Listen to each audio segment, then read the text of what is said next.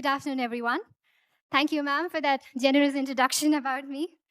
All the respected dignitaries on the dais and off the dais, I'm extremely happy to be present here today. I'm deeply grateful to be bestowed this opportunity of being the keynote speaker for the 15th Global Healthcare Summit organized by API, American Association of Physicians of Indian Origin, who are one of the largest medical ethnic groups and the voice of 80,000 doctors of in America of Indian origin, who are constantly in the pursuit and being committed to making quality healthcare accessible and affordable to the people of India. I am totally bowled over by the extraordinary minds gathered here. And I've grown up idealizing and seeing amazing doctors like y'all and wanting to be like y'all someday. And today I feel humbled to be standing here amongst all of y'all, amongst such socially responsible doctors who treat medicine not just as a profession, but as a calling towards service, service of the nation, service of humanity as a whole. And also, to stand amongst these young doctors, young men and women who are gathered here, who will be the torch bearers and who will go on to offer a beacon of hope to the healthcare industry. Before I begin, I would like to take this opportunity to offer my gratitude and respect to each and every doctor who's been part of the COVID-19 pandemic, who's been working day in and day out as warriors and risking their own lives. Hats off to all of y'all, and thank you so much. Patience, acceptance, tolerance, adaptability, compassion, empathy are the qualities which have been engraved in us right when we choose to become doctors and took the Hippocratic Oath, which binds us not just to the patients, our colleagues, and our profession, but to the humanity as a whole. I'd like to take a minute to appreciate the noble work done by API during the COVID crisis. For the fellow countrymen of India, providing oxygen concentrators, ventilators, high-flow oxygen equipments, PPEs, medications, and a fund to the PM Relief Fund, and tele-prescriptions and whatnot. A huge round of applause for API. It is so welcoming to see all the goals set by API for India. Thank you, API, for your commitment and contributions. And I must say, Indian healthcare industry has crossed many milestones by now. The recent National Family Health Survey and, of course, the Niti Aayog Health Index are definitely a proof to it, with the total fertility rate coming down to 2.0, which is less than the replacement level, with decrease of infant and maternal mortality rate, and initiatives taken by government, and, of course, the vaccination drives. But there's a lot for us to do to become the global healthcare leaders.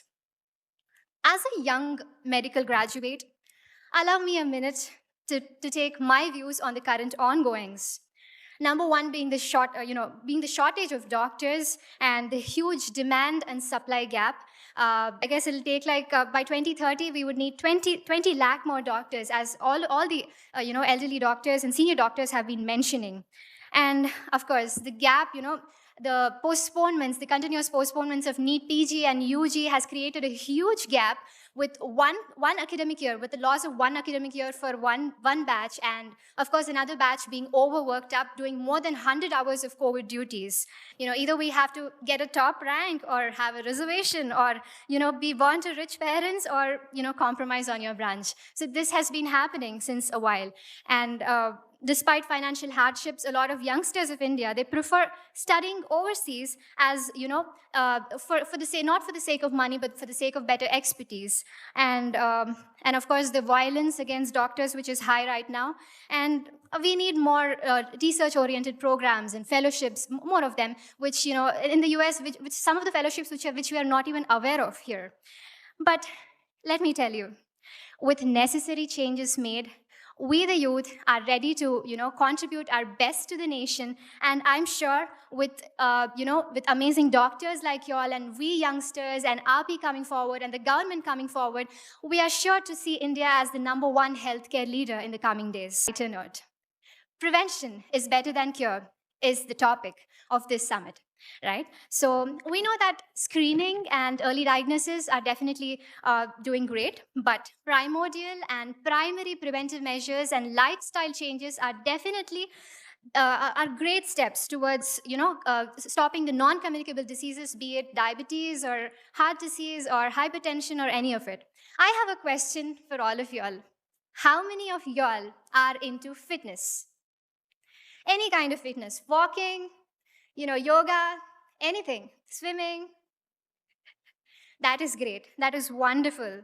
Wonderful to see so many doctors being fit, because it is only when doctors are fit that patients would be inspired to be more fit, right? It is so nice to see us looking smart in front of our patients.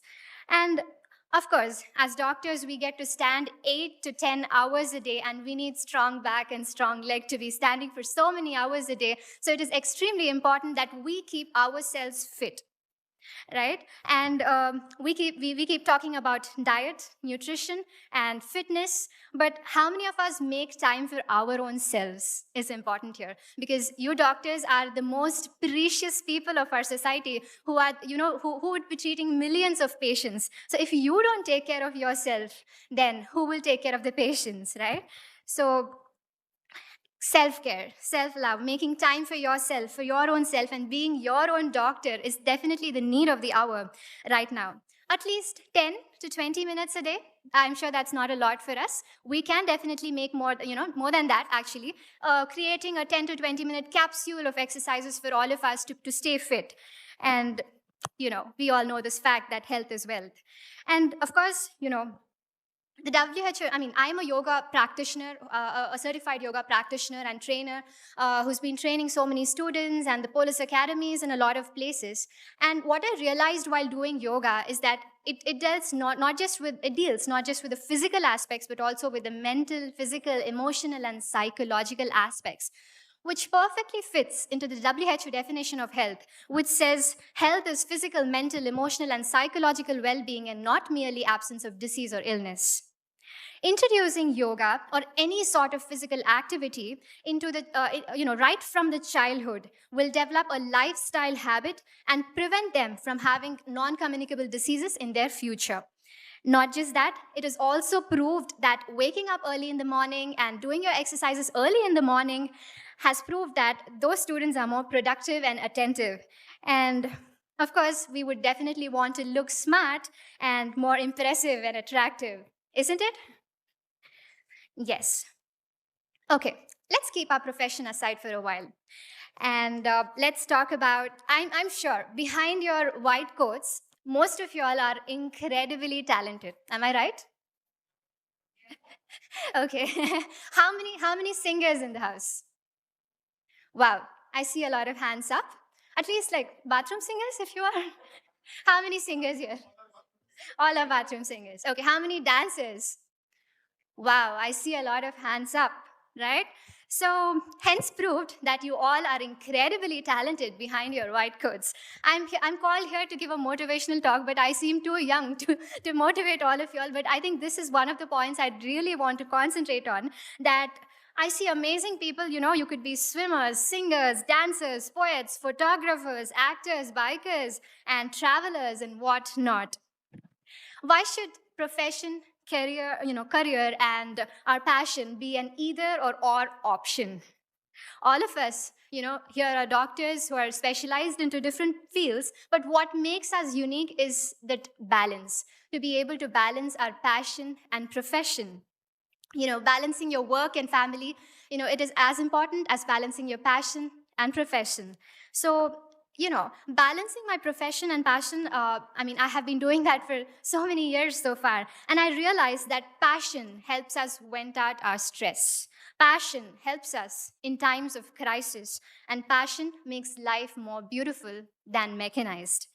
I've been a Bharatanatyam artist and given over 2,000 performances for the past 20 years I've been performing. And I realized that it keeps me happy. It gives me joy. It keeps me going. And it is my companion during my hardships. And as ma'am mentioned, I've had this opportunity of performing in front of numerous legends, and one of my favorite being Dr. APJ Abdul Kalam sir. So during one of the conferences, Dr. APJ Abdul Kalam sir has been to my college, and it was an OSMECON conference in 2013, and I got the opportunity to perform in front of him. And what he said on that day about, after seeing my performance is something which is like a message for my life and all of us as well. He said, when art and medicine join together, you create a good human being. Not only you can treat people, you can treat with compassion. I'm sure we all are compassionate doctors already, but I would definitely urge you all to continue your passion as well. Make at least a few hours out of your busy week, one day in a week. If you can, make hours for your passion, then I think it'll keep you happy. I'm sure you're going to see a large difference after. It is important to improve the digital presence of medical industry. And the beauty of technology is that it connects us to millions of people. A click of a button helps us connect to millions of people and give them the right medical information at the right time. And the next big thing that is going to happen, that is already happening, is our online clinics. But there are definitely pros and cons for everything. This, the pros we already know, but the disadvantages being that, some of the quacks may utilize this opportunity to give wrong information and wrong treatment, which I think with some kind of regulations from the government, we can definitely curtail that. And I also remember Dr. APJ Abdul Kalam sir saying this, that during the conference itself, he encouraged both medical students and engineers to collaborate together. And we have created a program called MedTech, where both of them come together and exhibit their medical models. The engineers come forward and exhibit their medical models. I think it's a great and amazing initiative. Well, for us youngsters, I see some young people here. Online presence has a totally different meaning. For us, online presence means Instagram, Facebook, right? Snap.